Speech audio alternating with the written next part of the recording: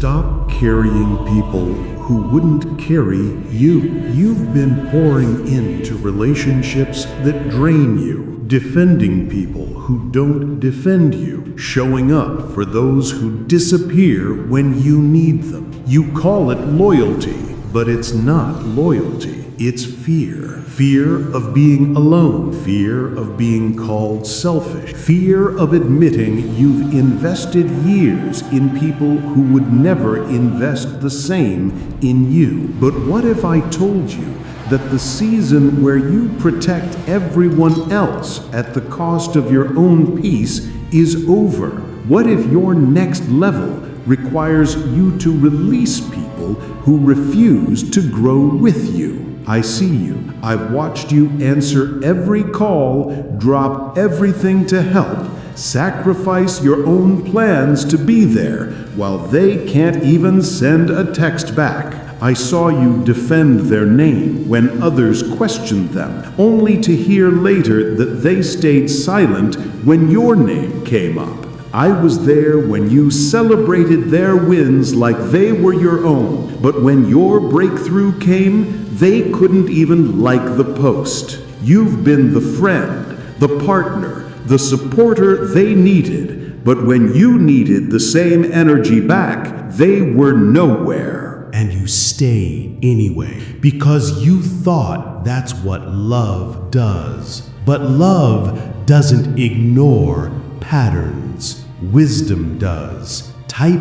amen if you've been carrying people who wouldn't carry you. There's a man in the Bible named David. Before he became king, he was a fugitive running from a jealous leader named Saul who wanted him dead. During that season, David gathered a group of men around him, people who were desperate, in debt, distressed. They became his mighty men, his loyal companions. But not everyone who followed David was loyal. There was a man named Nabal, wealthy, harsh, foolish. David and his men protected Nabal's property and workers in the wilderness. They could have taken advantage, but they didn't. They served with integrity. So when David needed food for his men, he sent a polite request to Nabal. "We protected your people. Could you share some supplies with us?" Nabal's response?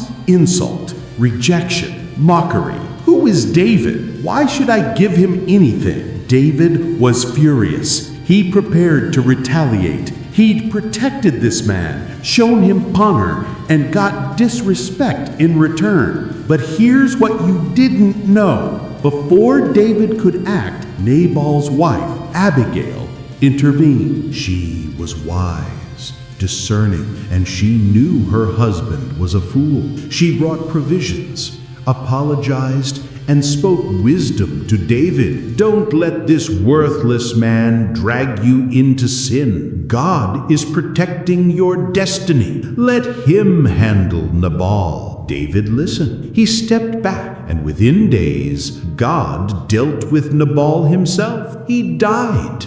David didn't have to lift a finger. He just had to stop protecting someone who didn't deserve his protection. This is where most people miss it. They think letting go of toxic relationships means they failed at love. But sometimes releasing people is the most loving thing you can do for them and for yourself. David learned that not everyone who benefits from your presence deserves access to your future. Nabal benefited from David's protection, but mocked David's need, and God removed him. Not because David was vengeful, but because God protects those who stop protecting the wrong people. Comment 777 if you're ready to release what's weighing you down. So, let me ask you, who are you protecting that wouldn't protect you? Who are you defending that talks about you behind your back? Who are you prioritizing that treats you like an option? You've been afraid to set boundaries because you don't want to seem cold, unforgiving, or unchristlike. But boundaries aren't unloving.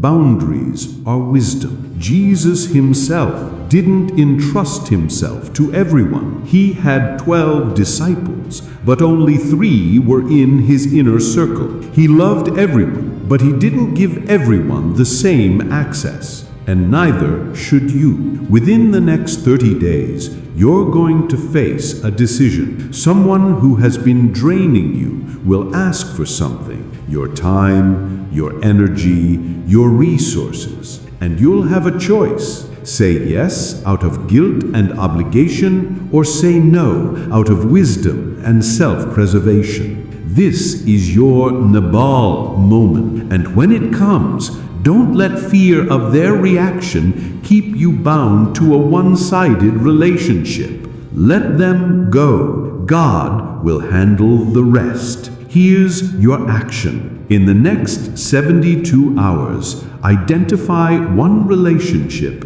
that has been consistently one-sided. Write down the pattern, what you give versus what you receive. Then create a boundary. It doesn't have to be harsh. It can be as simple as, I need to prioritize my own peace right now. You don't owe anyone an explanation for protecting your energy, and you don't need permission to release people who refuse to reciprocate. David didn't have to fight Nabal. He just had to stop protecting him, and God removed what David was too loyal to release. Your season of protecting people who won't protect you is over. The ones who are meant to stay will honor you. The ones who aren't will reveal themselves. And when they do, don't beg them to stay. Don't negotiate for the bare minimum. Don't convince them of your worth. Let them go. Because the people who are supposed to walk with you into your next season won't need to be convinced to stay. They'll fight to remain. Stop protecting people who wouldn't protect you. Stop defending names that don't defend yours. Stop pouring into cups that never pour back. Your energy is sacred. Your peace is precious. And the wrong people are keeping the right people from accessing what you have to offer. Nabal blocked David's provision, but Abigail brought it. The right people are waiting, but you have to release the wrong ones first.